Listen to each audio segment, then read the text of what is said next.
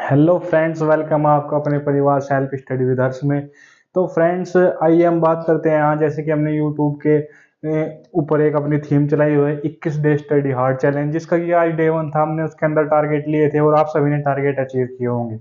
इसी के थ्रू मैंने एक 5 मिनट सोच रहा है, जिसके अंदर मैं पॉलिटी के आपको आर्टिकल रिवाइज कराने वाला हूँ।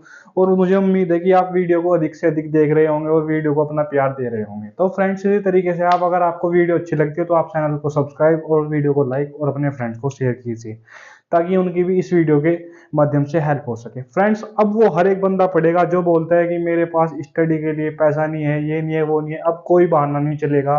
अब केवल एक मुहिम, स्टडी स्टडी स्टडी। अब हम उस बंदे को भी सिलेक्शन लेने का हकदार बनाएंगे जिसके पास की एक फीस अफोर्ड करने का अफोर्ड नहीं हो पाती, यानी वो फीस नहीं ला पाता। उसके माता पिता, चाहे गरीब बोल दो, जिसके पास की कुछ एक रोजगार नहीं है, अब वो बच्चा भी यहाँ से पढ़ेगा। इस यूट्यूब का माध्यम यही है। फ्रेंड्स, हम सब कुछ बात में करते हैं। यहाँ पे आए हैं आज हम डे सेकंड के लिए। जैसे कि मैंने आपको बोला था कि मैं आपको रात्रि 9 बजे हर रोज डे 21 दिन तक का मैं आपको डे बाय डे चैलेंज दूंगा। जैसे कि मैंने कल डे 1 का चैलेंज दिया था, वो आप सभी ने नोट किया होगा और उसके ऊपर आज अध्ययन किया होगा। उसमें सेल्फ स्टडी आप 9R फॉर्मूले के थ्रू की होगी और आपने अपने टारगेट अचीव किया होगा। आज के टारगेट को आज ही अचीव किया होगा, मैं मानता हूँ। शायद कुछ टॉपिक रह गए होंगे जो कि आप कल सबसे पहले उन्हीं को रिवाइज करेंगे और आप डे 1 का रिवीजन करेंगे और अगले टॉपिक्स का आप डे 2 का टारगेट नोट करते हुए डे 2 को अचीव करने की आदत डालेंगे। फ्रेंड्स, आपको ऐसा लगेगा कि जैसे हमको बांध दिया गया है, पर आपको डरना नहीं है। आपको इस टारगेट के अंदर अपना डिसिप्लिन तरीके से 100% देना है। आपको सोचना है कि हम किसी क्लास के अंदर है, हमें रोज का वर्क मिलता है और हमें ये वर्क करके वहां जाना है और अपना 100% उस क्लास टीचर को और उस क्लास में हमको देना है। ठीक है फ्रेंड्स, आइए हम यहाँ ज्यादा बातें ना करते हुए आते हैं डे 2 के टारगेट के लिए। तो फ्रेंड्स, आपको डे 2 के अंदर क्या करना है, जैसे कि मैंने डे 1 के अंदर आपको सभी कुछ बताया था, ऐसे ही हम लेते हैं डे 2। आपको डे 2 के अंदर क्या करना है, आपका जो हिस्ट्री का टारगेट रहने वाला है डे 2 के अंदर। कल हमारा जैन धर्म और बौद्ध धर्म था, आज हम यहाँ पे लेंगे मगध। आपको मगध के साथ साथ क्या करना है, डे 1 का क्या करना है, आपको रिवीजन करना है। फ्रेंड्स, डे 1 को आपको पहले रिवीजन करना है 2 से ढाई घंटा। आपको उसका रिवीजन करना है 2 घंटे या 2.5 घंटे आपको रिवीजन करना है, जो भी मैंने आपको बताया था डे 1 के अंदर जैन धर्म और बौद्ध धर्म।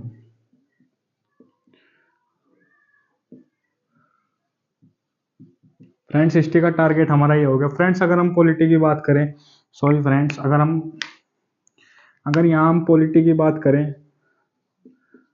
तो फ्रेंड्स जैसे कि आज हमारा पॉलिटी के अंदर क्या था, भारत का संवैधानिक विकास। आपने उसके अंदर रेगुलेटिंग एक्ट पढ़े होंगे, जैसे 1773 का रेगुलेटिंग एक्ट, 1784 का रेगुलेटिंग एक्ट, 1785 का रेगुलेटिंग एक्ट, 1761 का रेगुलेटिंग एक्ट, 1762 का रेगुलेटिंग एक्ट। जैसे ही आपने 1833 का रेगुलेटिंग एक्ट, 1831 का रेगुलेटिंग एक्ट, उसके अंदर क्या क्या हुआ होगा आपने ये पढ़ा होगा। जो बच्चा यहाँ पे यूपीएसआई की तैयारी कर रहा है, उसको पॉलिटी को एक अच्छी तरीके से पढ़ना है। वो मैंने अपनी फर्स्ट वीडियो में बताया हुआ है कि आप यूपीएसआई की तैयारी किस तरीके से कर सकते हैं और कौन कौन से सब्जेक्ट को कितना टाइम देना है यूपीएसआई के लिए। तो फ्रेंड्स, अगर हम यहाँ बात करें, आज आपने यहाँ पे, मैं समझता हूँ कि आपने भारत का संवैधानिक विकास पढ़ा होगा और आर्टिकल 1 to 4, जैसे कि मैंने 5 मिनट पॉलिटी का शो चलाया है, उसके अंदर मैंने भी कराया टाइम निकाल करके। तो आपने वो वीडियो भी देखी होगी और आपको अच्छी लगी हो तो वीडियो को लाइक करें। तो फ्रेंड्स, अगर हम यहाँ हिस्ट्री की बात करते हैं, जैसे कि कल हमने भारत का संवैधानिक विकास लिया था, तो आज हम हिस्ट्री के अंदर क्या लेते हैं, आर्टिकल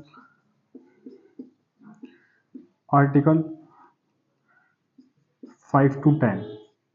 स्टूडेंट, हम यहाँ आर्टिकल 5 to 10 लेते हैं, जो कि पार्ट 2 के अंदर आते हैं, पार्ट 2 किससे संबंधित है, ये कल मैं 5 मिनट के शो में बताऊंगा और आप सभी को यहाँ आर्टिकल रिवाइज कराऊंगा। आपको एक पॉकेट डायरी इसके लिए जरूर लेके आनी है। इसके अंदर जो नेक्स्ट टॉपिक आपका होने वाला है, कल आपने भारत का संवैधानिक विकास पढ़ा, आपको इसके अंदर क्या करना है, आपको इसके अंदर पीएम और सीएम पढ़ना है। स्टूडेंट्स, पीएम और सीएम, वो भी मैं कल आपको पढ़ाऊंगा स्टूडेंट 5 मिनट के शो के अंदर ही। ठीक है फ्रेंड्स, कल हमारा पॉलिटी का टारगेट ये है, डे 2 का टारगेट जो हमारा है। इसी तरह से आते हैं हम ज्योग्राफी के अंदर। तो फ्रेंड्स, हमने क्या कहा था, भारत की भौगोलिक स्थिति पढ़ने के लिए कहा था। और फ्रेंड्स, इन सभी टारगेट में आपको डे 1 का टारगेट सबसे पहले रिवाइज करना है 2 घंटा।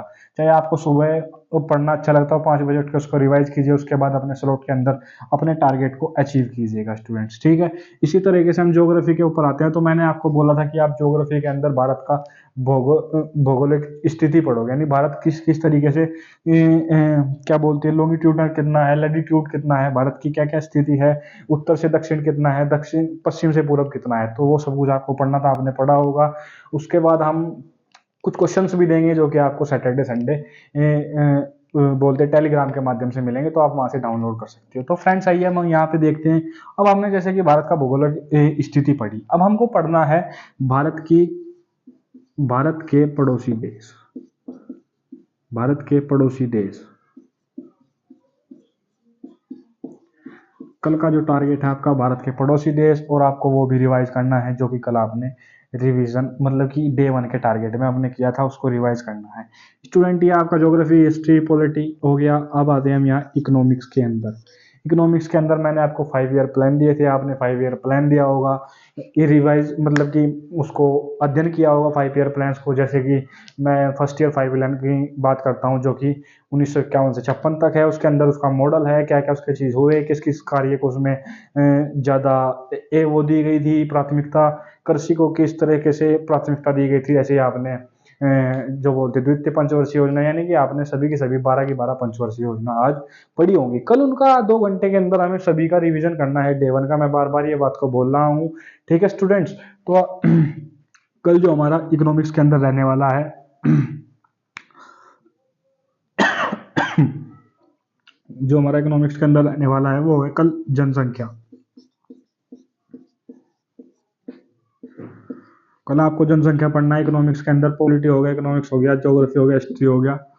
और अब आपको क्या करना है, ये आपका डे 2 का टारगेट चल रहा है। अब आपको साइंस के अंदर आते हैं हम। अब आपको साइंस में क्या लेना है, जैसे कि मैंने कल आपको साइंस में बताया था कि आपने 37 और 38 दिशाएं पढ़ी होंगी, ठीक है, और उनको नोट्स किया होगा। अब अगर हम साइंस में चलते हैं तो कल साइंस में आपको फोर्स का चैप्टर मतलब कि पढ़ना है, कहीं से भी पढ़ना है, चाहे आपको यूट्यूब से पढ़ना है या आपने कोई साइंस का कोर्स लिया हो या किसी अच्छी फैकल्टी से आपने कोर्स लिया हो, वहाँ पे आपके सब्जेक्ट वाइज क्लासेस चलती हो, आप वहाँ से पढ़ सकते हैं। तो ये डे 2 का स्लॉट 1 का क्या हो गया, टारगेट हो गया, जिसके के अंदर हमारे 5 सब्जेक्ट है। मैंने कल भी इसी तरीके से बताया था। अब आते हैं हम हिंदी के ऊपर फ्रेंड्स। अब हम डे 2 में अगर हिंदी के ऊपर आते हैं, तो कल हमने संज्ञा लिया था और आपने संज्ञा को अच्छी तरीके से पढ़ा होगा, आप उसको 2 दिन के अंदर पढ़ सकते हैं। तो मैं यहाँ पे आपको संज्ञा और सर्वनाम कल दोनों देता हूँ, कल संज्ञा और सर्वनाम। इसी के साथ साथ आपको मैं इंग्लिश का भी टारगेट देता हूँ, जैसे कि मैंने बोला था कि हम हिंदी और इंग्लिश डे बाय डे चलाएंगे। तो कल आपको इसके अंदर 10 क्या करने हैं, सिनोनियम और एंटोनियम्स याद करने हैं स्टूडेंट, सिनोनियम और एंटोनियम। इसके बाद आपको स्टैटिक का मैंने स्लॉट 2 के अंदर दिया था, स्टैटिक का मैंने आपको स्लॉट 2 के अंदर दिया था, जिसके अंदर की मैंने बताया था आपको डेट रिवाइज करनी है। डेट भी आप डिवाइड करके रिवाइज कर सकते हो। आपने जनवरी से मई तक की रिवाइज कर ली और मई से अब आगे की रिवाइज कर ले, तो आपको डेट के साथ साथ आपको डेट तो रिवाइज करना ही है स्टैटिक के अंदर। उसके साथ साथ आपको जनसंख्या तो मैंने यहाँ बोल ही दिया, यानी पॉपुलेशन तो आपको यहाँ पे पढ़ना ही है। अब आप यहाँ पे एक अलग चीज क्या ले सकते हैं, आप यहाँ पे क्या बोलते हैं, फ्लोक डांस ले सकते हैं। यानी कि आपको जो है 5 स्टेट्स के फोक डांस लेने हैं, जैसे आंध्र प्रदेश, तमिलनाडु, मध्य प्रदेश, महाराष्ट्र। ऐसे ही आपको यहाँ पे क्या लेने हैं, फ्लोक डांस लेने हैं 5 सिटी के। आप लाइन वाइज उनको लिख सकते हो, उनके डांस नेम लिख सकते हो कि इस स्टेट में कौन कौन सा डांस होता है फ्रेंड्स, ठीक है। ये हमारा स्लॉट 2 का हो गया। स्लॉट 2 के अंदर आपको क्या लेना है, PYQ लेना है, PYQ लेना है। जैसे कि मैंने आपको बताया था, PYQ जस्ट 2 ईयर के अंदर होगा। आप जिस एग्जाम की तैयारी कर रहे हो उस एग्जाम का GK GS का आप PYQ ले सकते हैं, और आपको एक मॉक यहाँ देना है। जैसे कि मैंने बोला था कि आपको एक मॉक स्लॉट 2 के अंदर देना है, ये स्लॉट 2 हो गया फ्रेंड। स्लॉट 2 के अंदर एक मॉक बिगिनर को अल्टरनेट डे पे देना है, 1 डे बाय डे देना है। बिगिनर्स ये ना सोचे कि मेरा क्या बोलते हैं स्कोर नहीं बढ़ रहा।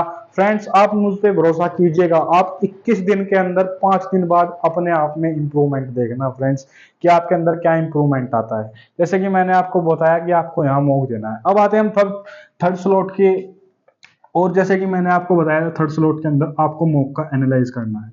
आप जब मॉक का एनालाइज करते हो तो कितने घंटे का, अगर आपने सपोज दैट जैसे कि अभी GD की परीक्षा है, मैं भी जीडी का मॉक दे रहा हूँ, उसके अंदर 80 क्वेश्चन होते हैं, 1 घंटे का मॉक होते हैं।